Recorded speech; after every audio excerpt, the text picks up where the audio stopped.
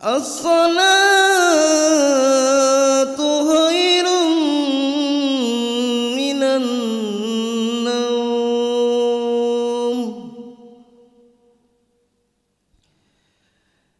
Allahu akbar, Allahu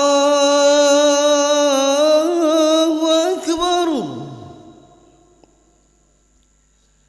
La ilaha illallah.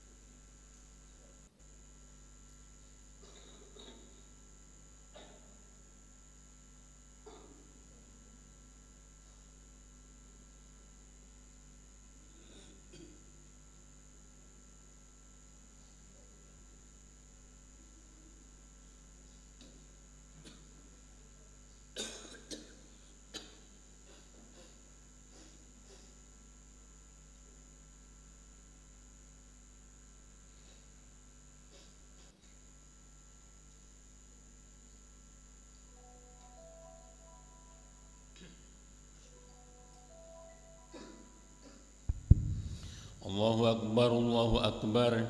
Asyhadu an la ilaha illallah.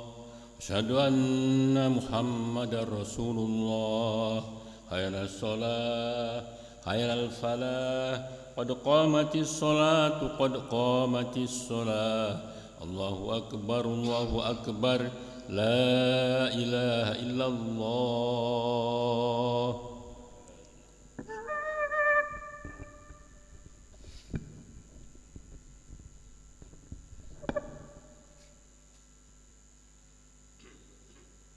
Wassalam. Istawa'adillah istawa'azifakum fa'intasbitasluhum tamam salah sawasufakum ma'atadil.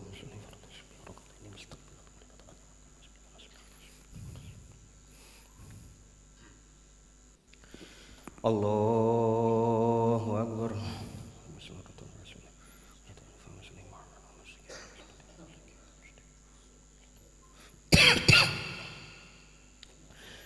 Bismillahirrahmanirrahim. Alhamdulillahi rabbil alamin. Ar-Rahmanir Rahim. Maliki yaumiddin. Iyyaka na'budu wa iyyaka nasta'in. Ihdinas siratal mustaqim. Siratal ladzina an'amta 'alaihim ghairil maghdubi 'alaihim waladdallin. Amin.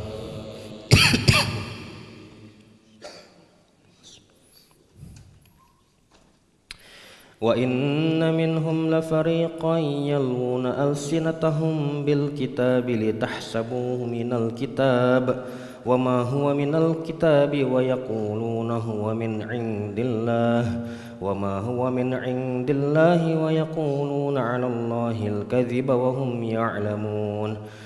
ما كان لبشر أن يؤتيه الله الكتاب والحكم والنبوة ثم يقول للناس كونوا عبادا لي من دون الله ولكن كونوا ربانيين بما كنتم تعلمون الكتاب وبما كنتم تدرسون ولا يأمركم أن تتخذوا الملائكة والنبيين أربابا أيأمركم بالكفر بعد إذ أنتم مسلمون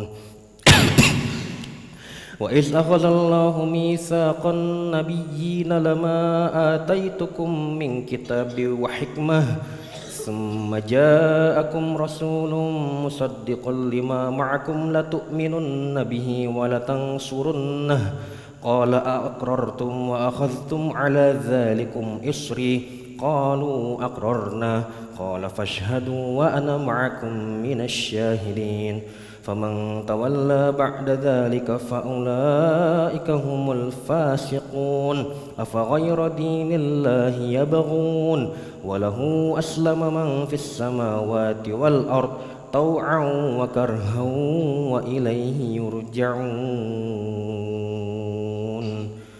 الله أكبر.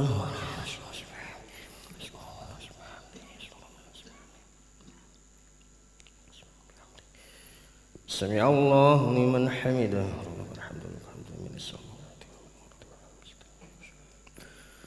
الله أكبر.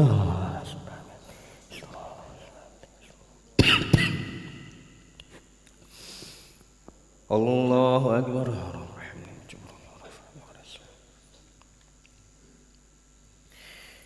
الله أكبر.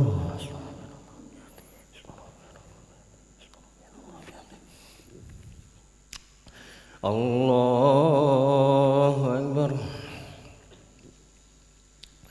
بسم الله الرحمن الرحيم. الحمد لله رب العالمين.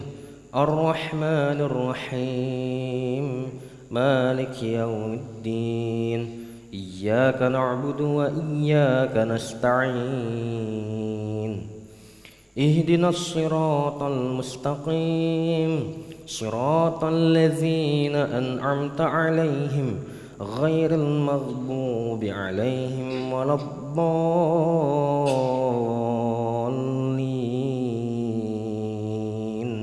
آمين.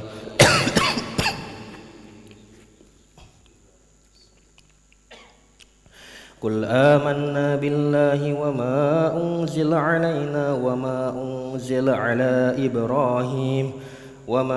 أنزل على إبراهيم وإسماعيل وإسحاق ويعقوب والأسباط وما أوتي موسى وعيسى والنبيون من ربهم لا نفرق بين أحد منهم ونحن له مسلمون ومن يبتغ غير الإسلام دينا فلن يقبل منه وهو في الآخرة من الخاسرين كيف يهدي الله قوما كفروا بعد إيمانهم وشهدوا أن الرسول حق وجاءهم البينات والله لا يهدي القوم الظالمين أولئك جزاؤهم أن عليهم لعنة الله والملائكة والناس أجمعين خالدين فيها لا يخفف عنهم العذاب ولا هم ينظرون إلا الذين تابوا من بعد ذلك وأصلحوا فإن الله غفور رحيم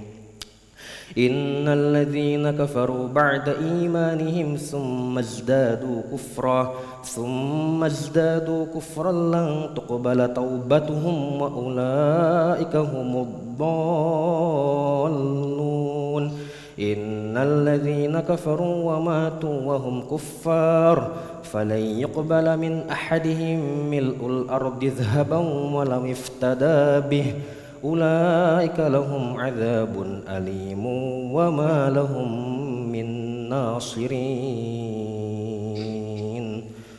الله أكبر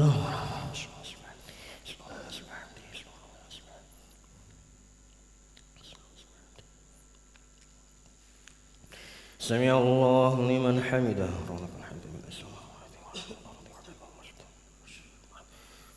اللهم اهدنا فيمن هديت وعافنا فيمن عافيت وتولنا فيمن توليت وبارك لنا فيما أعطيت وقنا برحمتك شر ما قضيت إن تقضي ولا يقضى عليك وإنه لا يسمع وإن تبارك فلك الحمد على ما نستغفرك صلى اللهم على سيدنا محمد النبي الأمي وعلى آله وصحبه وبارك وسلم الله أكبر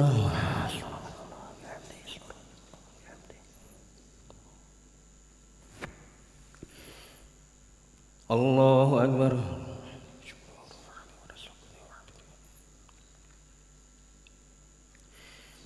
الله أكبر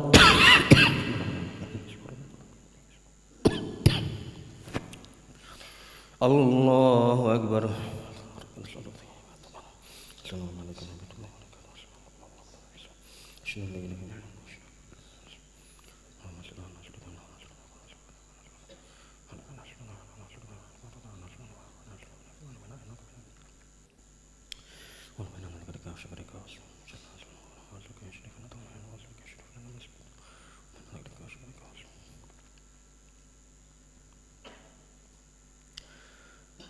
السلام عليكم ورحمة الله السلام عليكم ورحمة الله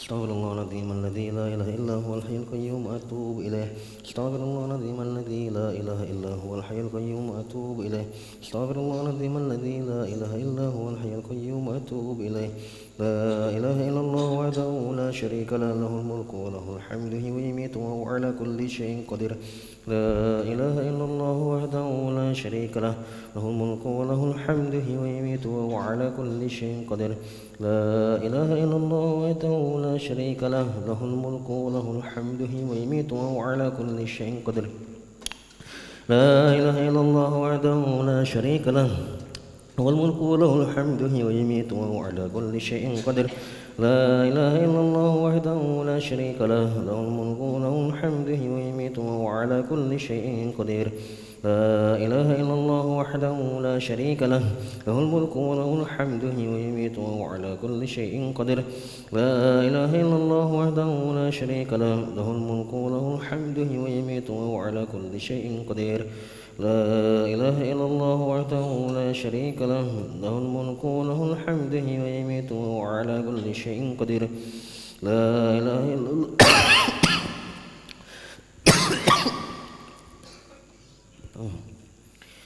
لا إله إلا الله وحده لا شريك له له الملك وله الحمد يحيي ويميت وهو على كل شيء قدير لا إله إلا الله وحده لا شريك له له الملك وله الحمد يحيي ويميت وهو على كل شيء قدير اللهم أجرنا من النار اللهم أجرنا من النار اللهم أجرنا من النار اللهم أجرنا من النار اللهم أجرنا من النار اللهم أجرنا من النار اللهم أجرنا من النار السالمين اللهم أنت السلام ومنك السلام وإليك يعود السلام فحينا ربنا بالسلام وأدخلنا الجنة دار السلام تبارك ربنا وتعالى ذو الجلال والإكرام أعوذ بالله من الشيطان الرجيم بسم الله الرحمن الرحيم الحمد لله رب العالمين الرحمن الرحيم مالك يوم الدين إياك نعبد وإياك نستعين اهدنا الصراط المستقيم صراط الذين أنعمت عليهم غير المغضوب عليهم ولا الضالين آمين وإلهكم إله واحد لا إله إلا هو الرحمن الرحيم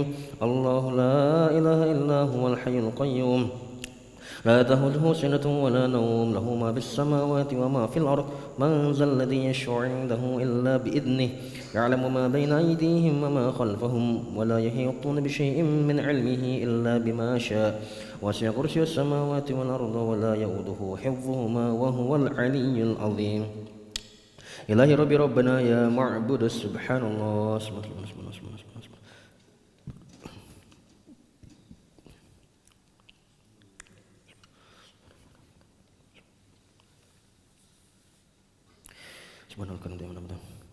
Alhamdulillah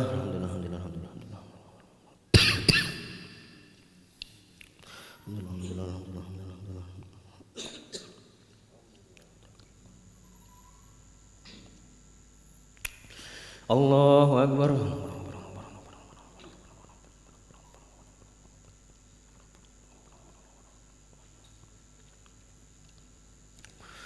Allahu Akbar kabira alhamdulillah katsira subhanallahi bukratan wa asila la ilaha illallah wahdahu la syarika lah lahul mulku wa lahul hamdu wa yumiitu wa huwa ala kulli syai'in qadir wa la hawla wa la quwwata illa billahil aliyyil azim.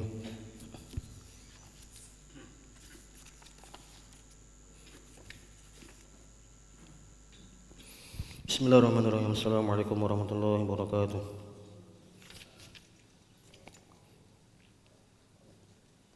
Ahmaduhu wa sallim ala rasulil karim amma ba'du.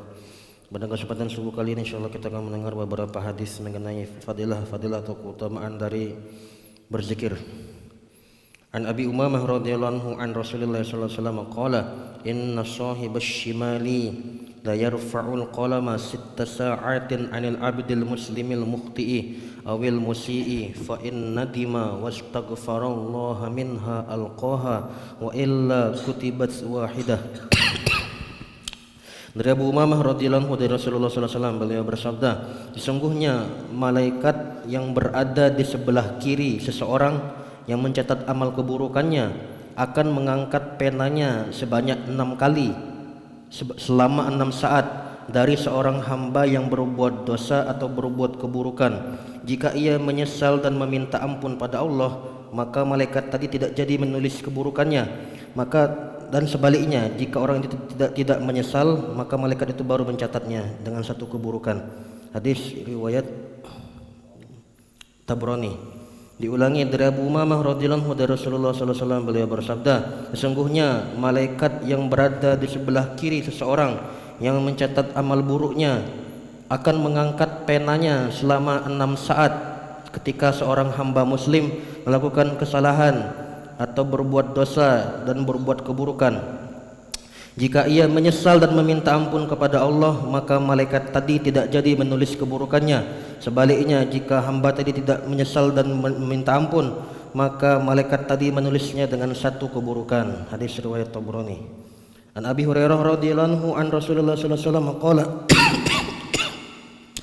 innal abda iza akhta'a khati'atan nukitas fi qalbihi nuqtatun sauda fa idza huwa nazagha wastaghfara wa taba suqila qalbuhu wa in 'ada zida fiha hatta ta'lu qalbahu wa huwa ar-ranul ladzi dzakarallahu kalla bal rana ala qulubihim ma kanu yaksibun.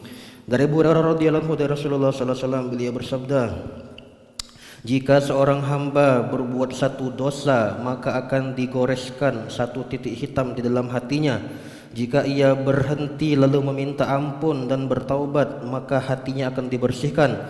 Jika ia mengulangi lagi perbuatan dosanya, maka akan ditambah titik hitam lain sampai menutupi hatinya. Inilah maksud dari ayat kalla bal rana ala qulubihim ma kanu yaksibun. Sekali-kali tidak, sebenarnya apa yang mereka usahakan itu menutup hati mereka. Quran Surah Al-Mutaffifin ayat 14. Diulangi dari Abu Hurairah radhiyallahu anhu dari Rasulullah sallallahu alaihi wasallam, beliau bersabda, jika seorang hamba berbuat satu dosa, maka akan digoreskan satu titik hitam dalam hatinya. Jika ia berhenti lalu meminta ampun dan bertaubat, maka hatinya akan dibersihkan. Namun jika ia mengulangi perbuatan dosanya, maka akan ditambah satu titik hitam lain sampai menutupi hatinya. Itulah yang dimaksud dengan ayat kalla bal rana ala qulubihim ma kanu yaksibun. Sekali-kali tidak, sebenarnya apa yang mereka usahakan itu menutup hati mereka. Quran Surat Al-Mutaffifin ayat 14. An Abi Bakar As-Siddiq radhiyallahu anhu qala Rasulullah sallallahu alaihi wasallam ma asarra man istaghfara wa in 'ada fil yaumi 70 marratan. Dari Abu Bakar As-Siddiq radhiyallahu anhu, dari ia berkata, Rasulullah sallallahu alaihi wasallam pernah bersabda, tidaklah dianggap terus-menerus berbuat dosa orang yang beristighfar meskipun ia mengulangi perbuatan dosanya sebanyak 70 kali dalam sehari. Hadis riwayat Abu Daud. Diulangi dari Abu Bakar As-Siddiq radhiyallahu anhu, dia berkata, Rasulullah sallallahu alaihi wasallam beliau bersabda, tidaklah dianggap terus-menerus berbuat dosa orang yang beristighfar setelah berbuat dosa meskipun ia mengulangi perbuatan dosanya sebanyak 70 kali dalam sehari. Hadis riwayat Abu Daud. An Ibnu Abbas radhiyallahu anhu qala Rasulullah sallallahu alaihi wasallam man lazima al-istighfara ja'alallahu lahu min kulli dhiqin makhrajan wa min kulli hammin farajan wa razaqahu min haitsu la yahtasib. Dari Ibnu Abbas radhiyallahu anhu, ia berkata, Rasulullah sallallahu alaihi wasallam beliau bersabda, barang siapa senantiasa rutin beristighfar, Allah akan memberinya jalan keluar dari segala kesempitan, memberinya kelapangan dari segala kegalauan, dan akan memberinya rezeki dari arah yang tidak ia sangka-sangka. Hadis riwayat Abu Daud. Diulangi dari Ibnu Abbas radhiyallahu anhu, berkata Rasulullah sallallahu alaihi wasallam beliau bersabda, barang siapa senantiasa membiasakan istighfar, Allah akan memberikan jalan keluar dari segala masalah, memberinya kelapangan dari segala kesempitan, dan akan memberinya rezeki dari arah yang tidak ia sangka-sangka. Hadis riwayat Abu Daud. An Az-Zubair radhiyallahu anhu Rasulullah sallallahu alaihi wasallam qala man ahabba an tasurrahu sahifatahu falyukthir fiha minal istighfar. Dari Zubair radhiyallahu anhu bahwasanya Rasulullah sallallahu alaihi wasallam pernah bersabda, barang siapa yang ingin digembirakan oleh catatan amalnya, hendaklah ia banyak beristighfar. Hadis riwayat Tabrani. Diulangi dari Zubair radhiyallahu anhu bahwasanya Rasulullah sallallahu alaihi wasallam beliau bersabda, barang siapa yang ingin digembirakan oleh catatan amalnya, hendaklah ia banyak beristighfar. Hadis riwayat Tabrani. An Abdullah bin Busrin radhiyallahu anhu qala Nabi sallallahu alaihi wasallam tuba liman wajada fi sahifatihi al-istighfaran katsiran. Dari Abdullah bin Busr radhiyallahu anhu, ia berkata, Nabi sallallahu alaihi wasallam beliau bersabda, sungguh beruntung orang yang mendapati nanti di hari kiamat dalam lembaran catatan amalnya banyak istighfar. Hadis riwayat Ibnu Majah. Diulangi dari Abdullah bin Busr radhiyallahu anhu, ia berkata, Nabi sallallahu alaihi wasallam beliau bersabda, sungguh beruntung nanti kelak orang yang mendapati catatan amalnya banyak istighfar. Hadis riwayat Ibnu Majah. Alhamdulillah telah kita dengar beberapa hadis mengenai fadilah atau keutamaan dari beristighfar. Insyaallah pengen dengar apa kita amalkan dan kita sampaikan. A'udzu billahi minasyaitonir rajim. Bismillahirrahmanirrahim. Alhamdulillahirabbil alamin hamdan syakiran hamdan na'iman hamdan yu'afi ni'amahu wa yukafi mazidah. Ya rabbana lakal hamdu kama yanbaghi li jalalika al-karim wa li azimi sultanik. Allahumma shalli ala Muhammad wa ala Muhammad. Rabbana zalamna anfusana wa illam taghfir lana tarhamna lanakunanna minal khasirin. Rabbana ighfir lana dhunubana wa dhunuba walidina warhamhum kama rabbawna shighara. Jami'al muslimina wal muslimat wal mu'minina wal mu'minat al ahya minhum wa amwat bi rahmatika arhamar rahimin. ربنا لا تزغ قلوبنا بعد إذ هديتنا وهب لنا من لدنك رحمة إنك أنت الوهاب اللهم أرنا الحق حقا وارزقنا اتباعه وارنا الباطل باطلا وارزقنا اجتنابه اللهم أعنا لذكرك وشكرك وحسن عبادتك يا مقلب القلوب ثبت قلوبنا لدينك يا مصرف القلوب صرف قلوبنا على طاعتك ربنا لا تجعلنا فتنة للقوم الظالمين ونجنا برحمتك من القوم الكافرين ربنا افرج علينا صبرا وتوفنا مسلمين ربنا اجعلنا مقيمين الصلاة من ذريتنا ربنا تقبل دعاء اللهم الحمنا مراشد أمورنا وعظنا من شر نفوسنا اللهم اهدنا واهد بنا واهد الناس جميعا واجعلنا سببا لمن اهتدى يا حي يا قيوم برحمتك نستغيث أصلح لنا شأننا كلها ولا تكلنا لنفسنا طرفة عين ربنا هب لنا من أزواجنا وذريتنا قرة أعين واجعلنا للمتقين إماما ربنا آتنا في الدنيا حسنة وفي الآخرة حسنة وقنا عذاب النار وصلى اللهم على سيدنا محمد النبي الأمي وعلى آله وصحبه وسلم يفعل سبحان ربك رب العزة عما يصفون وسلام على المرسلين والحمد لله رب العالمين سبحان الله بحمده سبحانك اللهم وبحمدك أشهد أن لا إله إلا أنت أستغفرك وأتوب إليك صلى الله على محمد صلى الله عليه وسلم الله على محمد صلى الله عليه وسلم صلى الله على محمد صلى الله عليه وسلم صلى الله على محمد صلى الله عليه وسلم صلى الله على محمد صلى الله عليه وسلم صلى الله على محمد يا ربي صل وسلم اللهم صل وسلم وبارك عليه